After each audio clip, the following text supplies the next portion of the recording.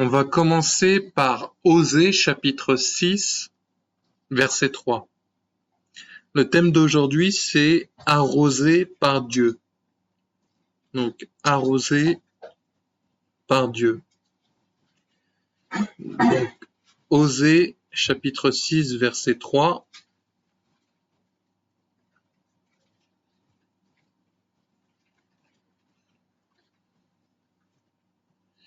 Osée chapitre 6, verset 3.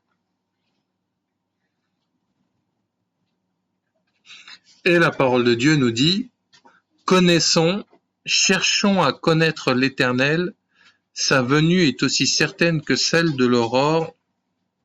Il viendra pour nous comme la pluie du printemps qui arrose la terre. » Connaissons, cherchons à connaître l'Éternel, sa venue est aussi certaine que celle de l'aurore. Il viendra pour nous comme la pluie du printemps qui arrose la terre. Alors, là, le fait d'être arrosé par Dieu, c'est quelque chose de surnaturel. C'est quelque chose qui peut pas venir de nous-mêmes. Tu peux pas te dire, tiens, aujourd'hui, je vais prendre un seau avec de l'eau de Dieu et je vais me le mettre sur moi-même, je vais prendre une douche de Dieu. C'est vraiment quelque chose de surnaturel et c'est Dieu qui va le faire. Donc, comme nous dit le passage là, être arrosé par Dieu, c'est quand on commence à le connaître, c'est quand on commence à le chercher et que on commence à chercher quoi en plus? À connaître l'Éternel. On ne dit pas chercher à connaître tous les versets de la Bible, on ne cherche pas à connaître les pasteurs, les apôtres, les prophètes, les évangélistes, les docteurs, mais on cherche à connaître Dieu. On cherche à connaître Dieu lui-même, on ne cherche pas une religion, on ne cherche pas quelque chose d'approximatif, mais c'est chercher Dieu lui-même, le Dieu vivant, le Dieu qui agit et le Dieu qui parle. Donc, on voit que pour cela, on nous dit sa venue est aussi certaine que celle de l'aurore. Donc déjà, si tu te dis pas que Dieu, quand tu vas le chercher, va pouvoir venir vers toi, ça sera un premier problème dans ta vie qui fera que tu peux être incrédule, qui peut faire que tu manques peut-être de foi, peut-être tu ne sais pas qui est ce Dieu, peut-être tu ne sais pas comment Dieu est, comment Dieu veut agir et comment Dieu veut faire. Et comment... Donc, désolé. Et donc à ce moment-là, quand tu vas chercher à connaître ton Dieu, si c'est juste parce qu'on t'a dit de le faire, ça va servir à rien. Si on te dit tu dois aller à l'église, tu dois prier, tu dois jeûner, tu dois méditer, mais que de toi-même tu cherches pas à le savoir, bah les résultats, il n'y en aura pas beaucoup, ou tu suivras un mouvement, ou tu suivras des choses qui fait que bah c'est pas pareil. Parce que là il te dit sa venue est aussi certaine que celle de l'aurore. Donc autant il y a une nuit et il y a un jour, l'aurore c'est vraiment le début du jour, le début de comment la lumière va venir au milieu des ténèbres. Comment quelque chose de ténébreux peut se finir pour laisser la place à la lumière. Et il te dit que c'est certain. Et par la suite, le verset nous dira, comme la pluie du printemps qui arrose la terre. Il viendra pour nous comme la pluie du printemps qui arrose la terre. Il faut savoir que là, dans ce passage, la terre, c'est toi. Ça représente tout ce qui est adamique, tout ce qui vient de la création de Dieu au travers des hommes, c'est-à-dire que Adam a été pris de la terre, il a été formé et Dieu a soufflé l'esprit vivant dans l'homme, et c'est ça que représente la terre. Donc là, ce passage est en train de nous dire que quand tu cherches Dieu, quand tu laisses Dieu avancer, quand tu fais en sorte de connaître qui est ton Dieu, il y a une pluie qui va venir sur toi, et cette pluie va t'arroser. Donc là, la terre, c'est toi, et donc Dieu veut t'arroser de sa pluie. Qu'est-ce que la pluie de Dieu? C'est vraiment le fait que ça peut être sa présence, ça peut être sa parole, ça peut être son activité angélique, ça peut être plusieurs choses qui fait que ça va débloquer des choses dans ta vie. Quand des fois tu as des problèmes pour avancer, par exemple tu demandes comment pardonner les gens, bah pour être arrosé de Dieu, il faudra que tu demandes souvent à être arrosé. Parce que si tu as déjà fait planter une plante ou que tu as vu la nature, la pluie viendra plusieurs fois arroser la terre afin qu'elle ne soit ni sèche, ni abîmée, et faire en sorte que l'herbe pousse, que les plantes poussent, que prend un arbre fruitier, il faut beaucoup d'eau, et souvent en fonction du nombre d'eau qu'a reçu des fruits, ils auront une meilleure qualité. Ils auront voire un meilleur goût, et ils auront tout un ensemble. Alors sans rentrer dans la botanique, même le fait que la terre soit bonne, que toute chose soit bonne, ça donnera un bon goût. Simplement arroser, des fois, ne suffit pas. Il faut qu'il y ait tout un ensemble. Et c'est pour ça que dans ce passage, il nous dit, il faut que tu apprennes à le chercher et à le connaître et à savoir qui est l'Éternel. Parce que juste être arrosé de Dieu ne suffit pas. Parce que si tu as, par exemple, une bouteille d'eau, mais que tu sais pas quoi en faire, si tu sais pas l'utiliser, si tu sais pas l'ouvrir, si tu sais pas pourquoi boire de l'eau ou des choses comme ça, bah, tu te retrouveras avec le fait que arroser n'est pas suffisant. Et ça fait que être arrosé par Dieu, ça va entretenir ta vie avec Dieu. Quand tu deviens sec ou sèche et que tu n'as plus cette envie de prier, plus cette envie d'être proche de Dieu et des choses comme ça, c'est en étant arrosé par Dieu, en demandant arrose-moi. Par exemple, si tu manques de foi ou que ta foi est en chute libre, il faut être arrosé de Dieu pour que ta foi augmente. Parce que la foi vient de Dieu, la foi est un don de Dieu. Donc tu vas comprendre que finalement, être arrosé de Dieu et par Dieu, c'est tout ce qui va surnaturellement venir dans ta vie. C'est ce qui va surnaturellement peut-être te donner le courage, te donner la force, te donner l'envie de continuer, te donner la foi, te donner la capacité. Dieu dit de toi que tu seras un grand serviteur ou une servante de Dieu. Ça va être en étant arrosé par Dieu que tu vas pouvoir le faire. Dieu veut que tu sois un homme ou une femme d'entreprise. Il fera en sorte de t'arroser pour arriver à faire cela. Donc ça fait que être arrosé par Dieu nécessitera le fait de le chercher. Si tu ne cherches pas, tu ne seras pas forcément arrosé autant que Dieu le voudrait. Par exemple, quand tu regardes la pluie, ne va pas arroser juste un petit mètre carré de terre, ça fait peut-être tout un quartier, des fois toute une région. Des fois, on voit des super méga nuages qui vont arroser longtemps. Il y a même des fois des nuages, à force de tellement pleuvoir, ça crée des inondations. Donc on voit que la pluie, c'est pas non plus une bouteille d'eau d'1 litre. Ça va être quelque chose qui peut devenir abondant ou en conséquence. Donc c'est pour ça que être arrosé par Dieu, ça va être souvent, ça va être aller plus loin. Être arrosé par Dieu, c'est pas juste tu prends un arrosoir, tu arroses un peu ta plante et puis tu continues. Non, ça va être vraiment quelque chose en plus grande quantité.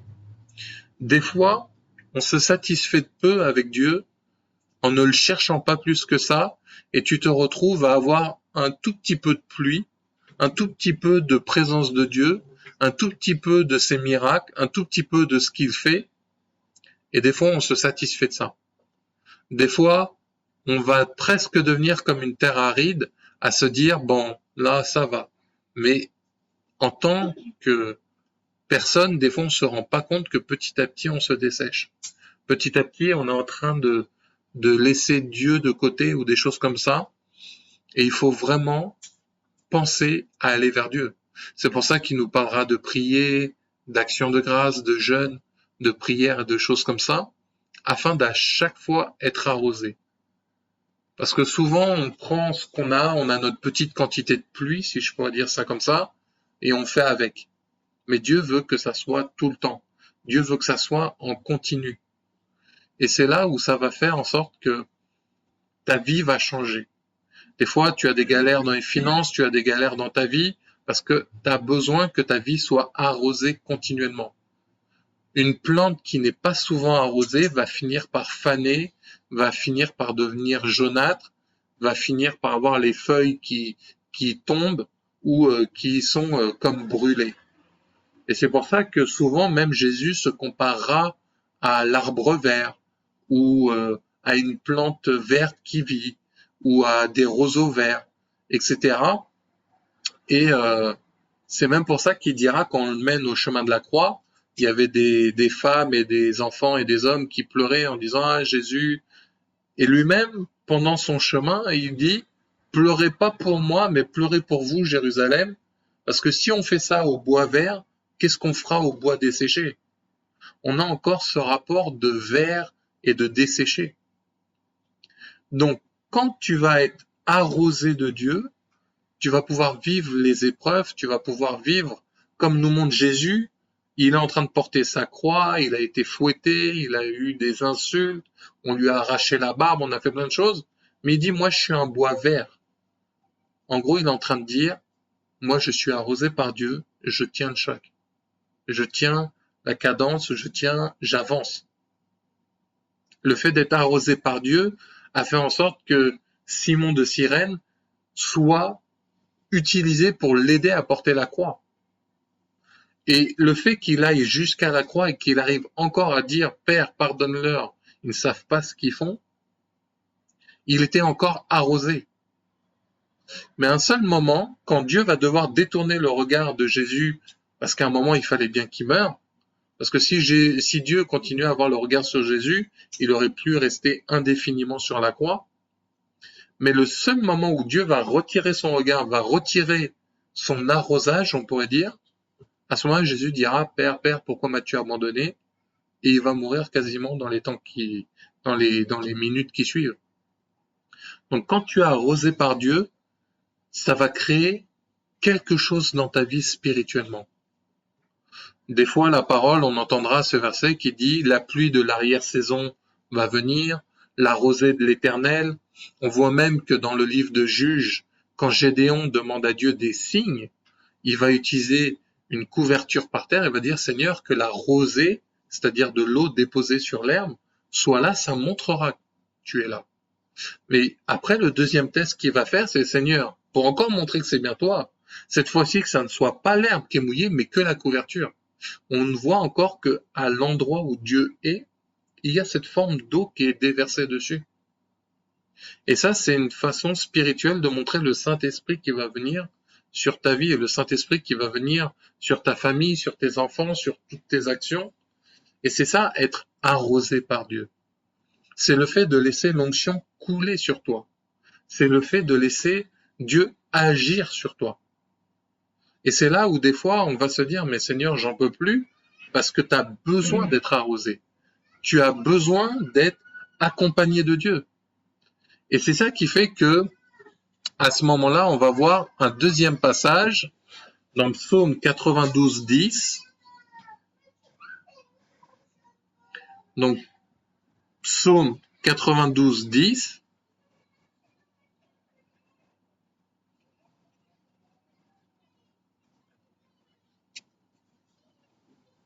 Psaume 92, verset 10.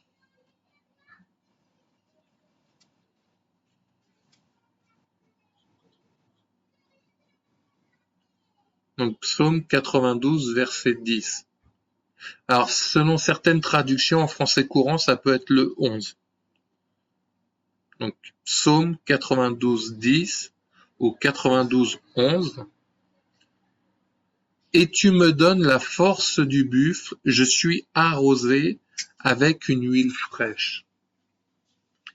Donc, des fois, quand tu as besoin de force, quand tu as besoin d'huile fraîche, c'est-à-dire une onction renouvelée, d'être re-rempli de Dieu, parce qu'il faut comprendre que on est un peu comme une voiture ou un téléphone, plus on est utilisé et plus on se vide. Pareil, si vous prenez encore une fois l'exemple de l'eau, quand une terre a pris toute l'eau pour les plantes, s'il n'y en a pas de nouveau, elle deviendra petit à petit sèche. Donc c'est pour ça que Dieu a besoin que tu demandes à être rempli. Dieu demande à ce que tu aies besoin d'être arrosé pour que comme ça, tu aies la force. Comme ça, tu aies l'huile fraîche, que tu aies une nouvelle façon d'aller vers le Saint-Esprit, que tu aies une nouvelle façon d'aller vers Dieu, une nouvelle façon de le connaître, une nouvelle façon de le chercher, afin que, comme disait Osée, chapitre 6, verset 3, que vraiment il y ait le fait que tu sois rempli de force, tu sois rempli vraiment de l'huile fraîche qui peut être l'Esprit, le Saint-Esprit. Et ça va nous montrer que, encore une fois, il y a ce côté, je suis arrosé, je suis rempli, je suis remis avec.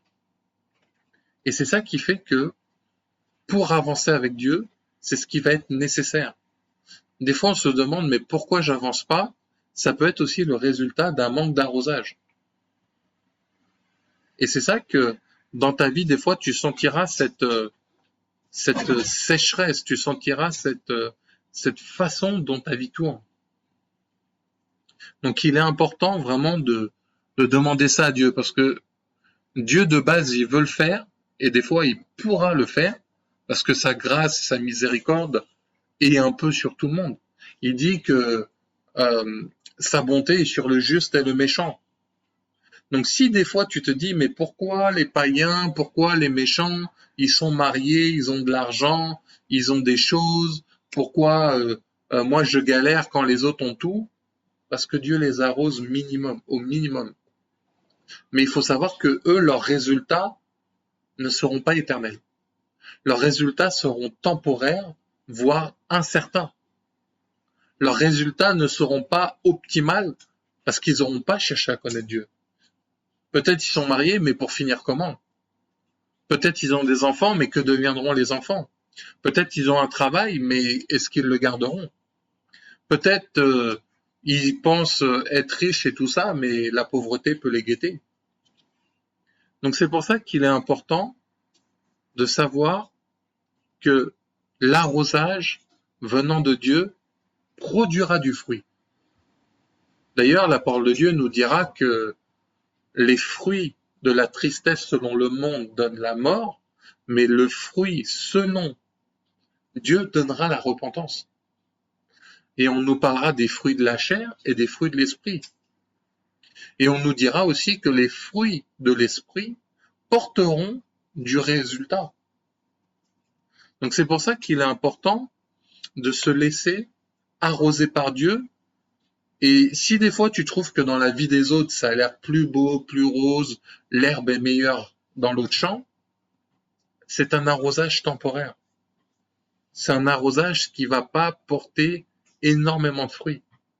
Voire des fois le diable viendra essayer d'arroser avec ses mauvaises choses pour faire croître des mauvaises choses, mais le résultat sera mauvais à la fin. Des fois, ça sera un résultat que l'on verra instantanément, dans quelques mois, quelques années, ou lors du jugement dernier, et il sera trop tard. Quand par exemple Dieu nous amène à nous repentir pour accepter Jésus, il nous a arrosé de la pluie de la repentance. Il nous a arrosé du fait de reconnaître je suis pécheur. D'ailleurs, c'est comme ça qu'il nous purifie. La parole de Dieu dira qu'il est comme de l'eau qui nous purifie. Donc encore une fois, la purification, la sanctification est un arrosage par Dieu. C'est lui qui accomplit et c'est lui qui par le Saint-Esprit agira. Le fait que même Jésus dira à la Samaritaine, donne-moi de l'eau. Elle lui donne de l'eau, tout ça, et lui il lui répondra, si tu savais à qui tu donnes de l'eau. Moi, si je te donne de mon eau, tu n'auras plus soif. Alors elle se disait, ouais, cool, je vais avoir de l'eau, peut-être elle s'est dit, c'est de l'évian, de la cristalline, ou on sait pas quoi. Et résultat, j'aurais plus soif, je serais à l'aise. Mais lui, il parlait de la pluie qui arrose, la pluie de l'Éternel. Celle qui va la rassasier. D'ailleurs, prends l'exemple dans un repas, l'eau te fait du bien quand tu as mangé ou pendant que tu manges. Donc c'est aussi ça que le fait que l'eau va faire croître, l'eau va faire avancer. Prends exemple sur, encore une fois, un arbre, le fait que tu mettes l'eau, ça va faire grandir. Donc quand tu es arrosé par Dieu, par la parole et par toutes ces choses, automatiquement, tu vas grandir. Mais plus tu vas te laisser arroser de toi-même par Dieu, et plus tu évolueras. Certains, Dieu est obligé de résister aux orgueilleux, et c'est comme si tu mets un parapluie pour empêcher que la pluie vienne sur toi. Et c'est ça que Dieu résiste aux orgueilleux, mais fait grâce aux humbles. On pourrait dire, soit tu bloques l'eau, soit tu la laisses passer. Et c'est là où le résultat après va se faire ressentir dans nos vies. On va aller dans Ésaïe chapitre 58. Donc Ésaïe 58 verset 11. Donc Ésaïe chapitre 58 verset 11.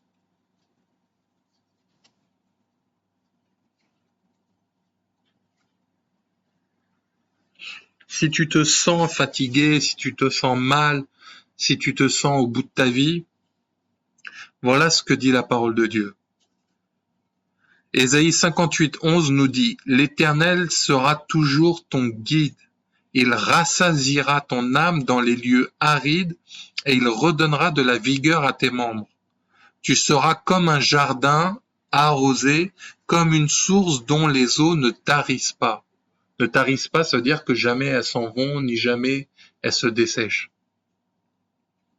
Donc voilà le fait que quand tu demandes la pluie de Dieu, quand tu demandes l'arrosage de Dieu, et il faut comprendre que là j'utilise des termes pluie, arrosage, plante, tes prières ne seront pas forcément Seigneur que ton eau soit sur moi, Seigneur mets un gros nuage sur ma vie pleine de pluie. Bien sûr, c'est une parabole que Dieu nous donne. Peut-être que où tu diras dans ta prière, Seigneur, j'ai besoin d'aimer mon prochain, c'est une façon de réclamer la pluie. Seigneur, aide-moi à être dans l'humilité, c'est une façon de réclamer la pluie. Là, c'est vraiment pour que tu comprennes le but d'être arrosé, recouvert, oint par Dieu. Et c'est comme ça que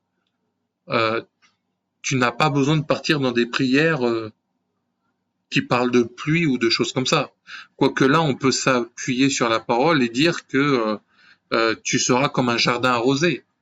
Rien ne t'empêche de rappeler à Dieu, t'as dit, ah Seigneur, voilà, je suis comme ton jardin, comme l'Éden, arrose-moi, remplis-moi de ta parole, arrose-moi de ta présence, arrose-moi des choses. Et c'est pas simplement une façon, une prière automatique de dire, bon, je vais mettre le mot pluie dans ma prière, je vais mettre l'eau, je vais mettre ça, et Dieu répondra automatiquement. Il faut vraiment comprendre que là, je vous parle d'un principe spirituel pour ta vie. Après, Dieu t'aidera avec le Saint-Esprit à l'adapter comme tu en as besoin. Et donc, tu seras comme un jardin arrosé, comme une source dont les eaux ne tarissent pas. Mais pour ça, il nous précise une chose, il faut que Dieu soit ton guide. Si Dieu n'est pas ton guide, bah, automatiquement, tu ne seras pas rassasié dans ton âme, en plus dans les lieux arides. C'est-à-dire que ton âme peut être à des moments dans les lieux arides, et c'est ça qui est important. Et si tu ne le laisses pas toujours te guider, il ne te redonnera pas de la vigueur à tes membres, c'est-à-dire à ton corps fatigué et tout ça. Et si tu ne fais pas de lui ton guide, tu ne seras pas comme un jardin arrosé et tu ne seras pas comme une source d'eau qui ne tarit pas. Donc tu vois que comme nous disait Osée 6.3, cherche l'Éternel, cherche à le comprendre, cherche à ce qu'il soit ton guide, et résultat, la pluie vient, tu es arrosé par Dieu, tu es renouvelé dans ta force, tu es renouvelé dans ton onction, tu es renouvelé dans plusieurs choses, tu es renouvelé dans la parole, dans la pratique de Dieu, etc. Et à ce moment-là, ça ira, ton âme ne sera plus dans les lieux arides. Donc qui dit un lieu aride, c'est peut-être tous les problèmes que tu vis actuellement. Donc c'est pour ça que être arrosé par Dieu va t'amener à une nouvelle dimension, va t'amener à une nouvelle vie avec Dieu. Et on va voir encore un autre passage dans Ésaïe. Donc Ésaïe 55 de 8 à 11.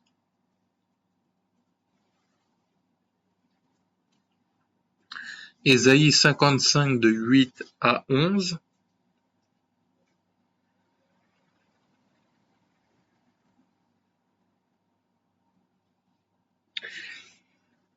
Donc Dieu nous dit, je veux que tu me cherches.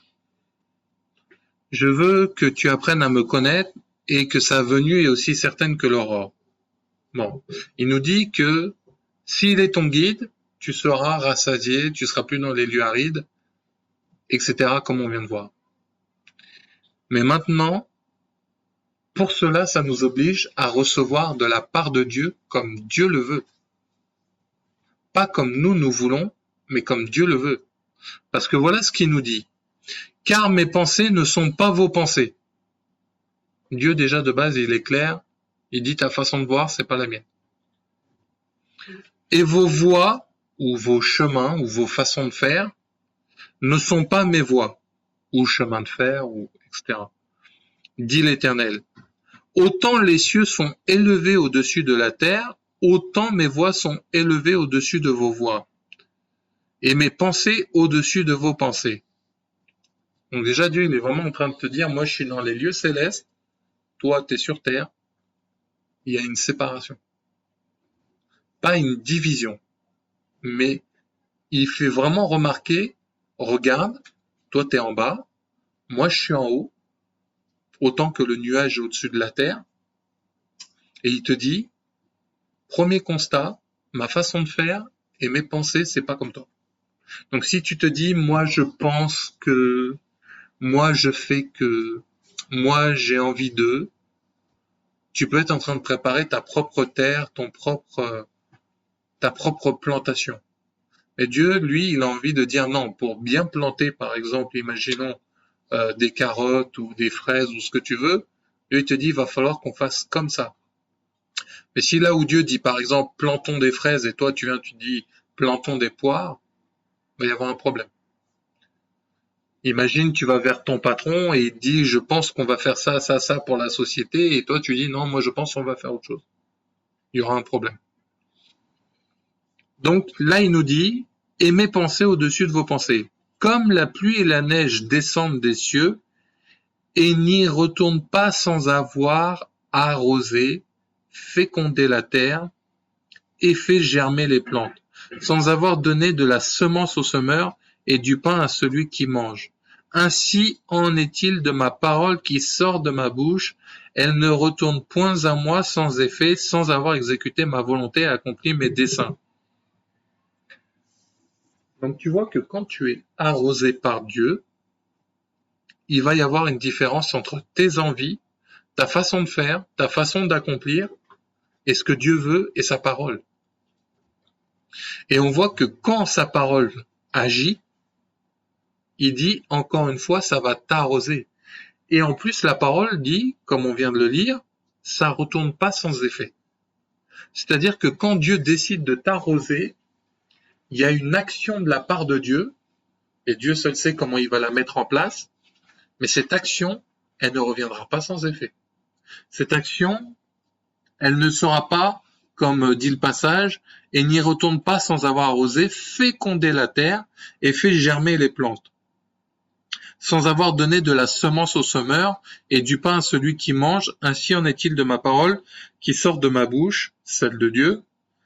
Elle ne retourne point à moi sans effet, sans avoir exécuté ma volonté et accompli mes desseins.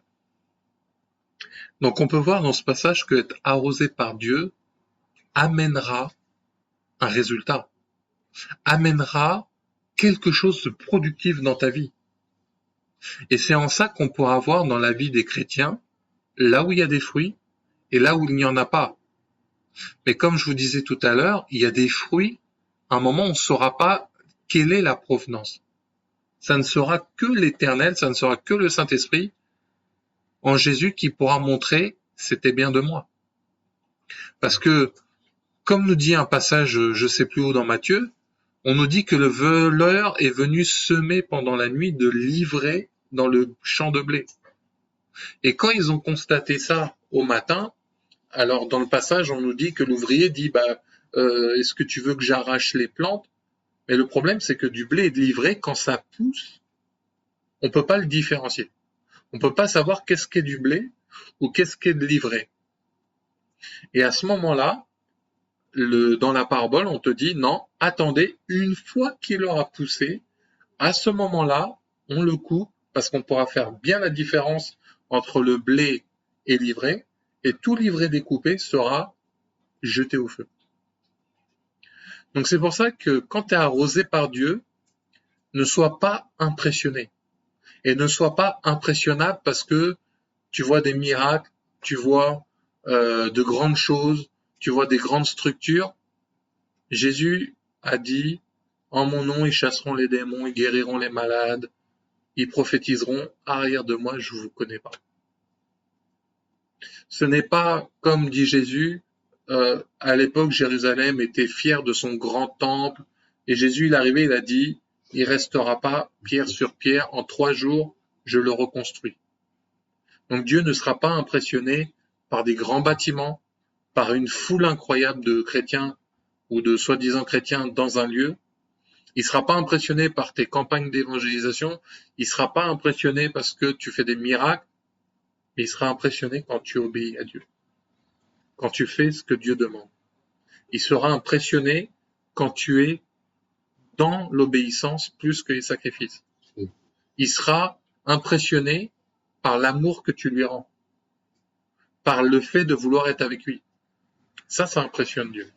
Parce que comme il dit dans Corinthiens 13, les dons, les prophéties, les prophètes, tout passera, mais ce qui restera, c'est la charité, la foi.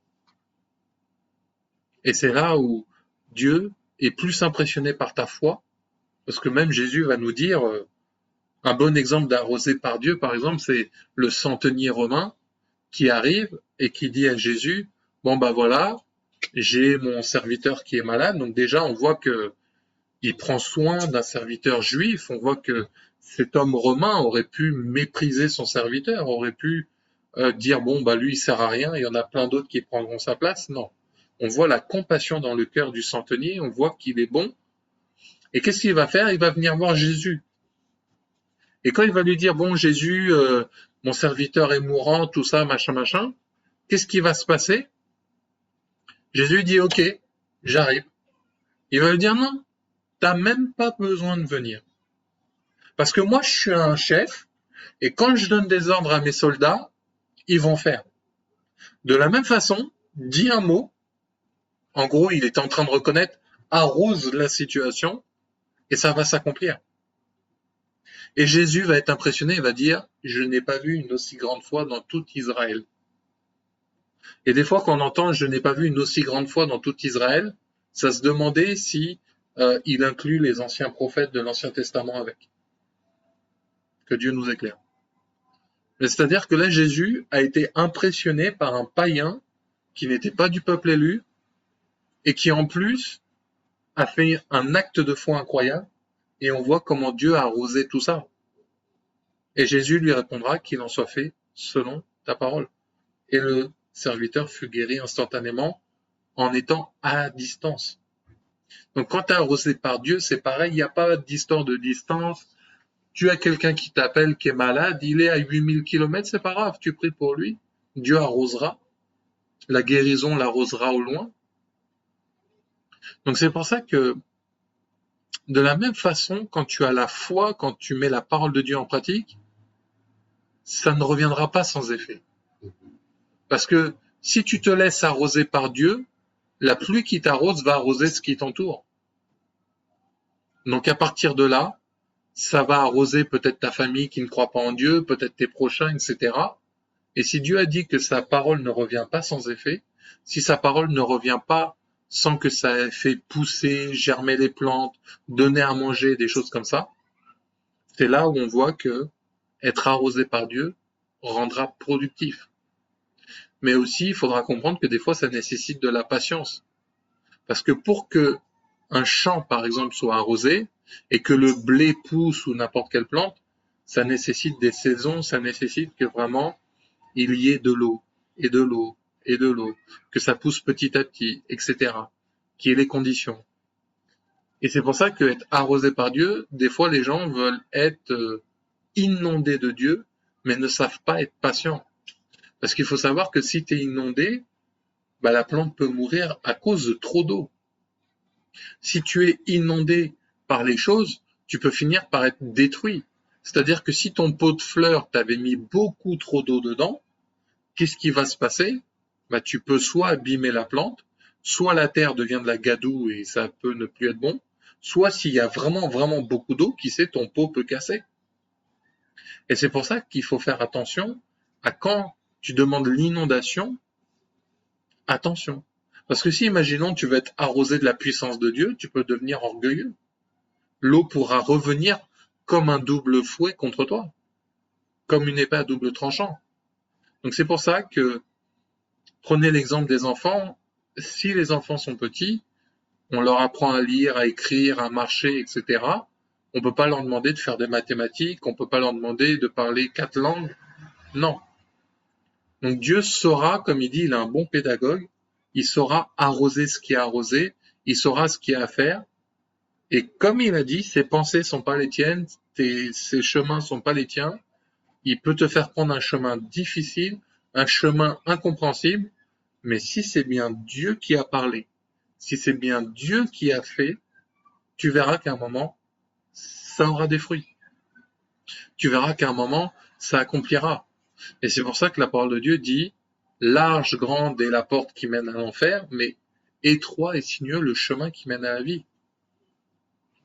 Donc c'est pour ça qu'il est important de chercher comment Dieu t'arrose, comment il peut faire. Parce que par exemple, le don prophétique, c'est quand Dieu arrose le prophète ou celui qui est équipé du don par la prophétie. Pareil, quand tu vois pourquoi quand les hommes de Dieu ou les femmes de Dieu sont, à un moment tu vas sentir, ils sont très prophétiques, très apostoliques, très dans l'évangélisation, des choses comme ça, parce qu'il y a une pluie d'onction qui coule sur eux, un revêtement qui tombe sur eux. Donc c'est pour ça qu'il est important de laisser Dieu faire. Et si toi tu décrètes quelque chose sur ta vie qui est pas en accord avec Dieu, c'est comme si tu es en train de dire moi je suis secrétaire, mais tu dois être arrosé de mécanique. Moi je suis je sais pas quoi pasteur, alors que tu n'es pas censé être pasteur, tu vas pas être arrosé par la bonne chose et les résultats seront mauvais. Donc c'est pour ça que c'est pareil, tu dois chercher à connaître Dieu, tu dois chercher à le comprendre pour être arrosé de la bonne eau, pas de ce que toi tu as envie. Parce que si toi tu veux être arrosé par ce que tu as envie, un jour tu peux finir, entre guillemets, à être arrosé par du coca, par du café, et le résultat sera pas bon. Donc c'est pour ça que dans tout ça, il faut chercher Dieu, il faut chercher comment il est, il faut chercher à le comprendre, à ce qu'il soit ton guide, et ça fera des causes à effet. La pluie viendra, t'arrosera. Et quand le terrain est arrosé, ça nettoie, ça purifie. Prenez aussi l'exemple d'un jet d'eau pour nettoyer quelque chose, pour nettoyer la vaisselle. T'es arrosé. Donc le fait que t'es arrosé par Dieu va amener à te purifier, à salir les choses. Mais si t'es arrosé par une mauvaise eau, les résultats seront mauvais. La vaisselle sera encore plus sale et si tu avais envie de nettoyer, je sais pas, ta salle de bain, elle sera encore plus sale.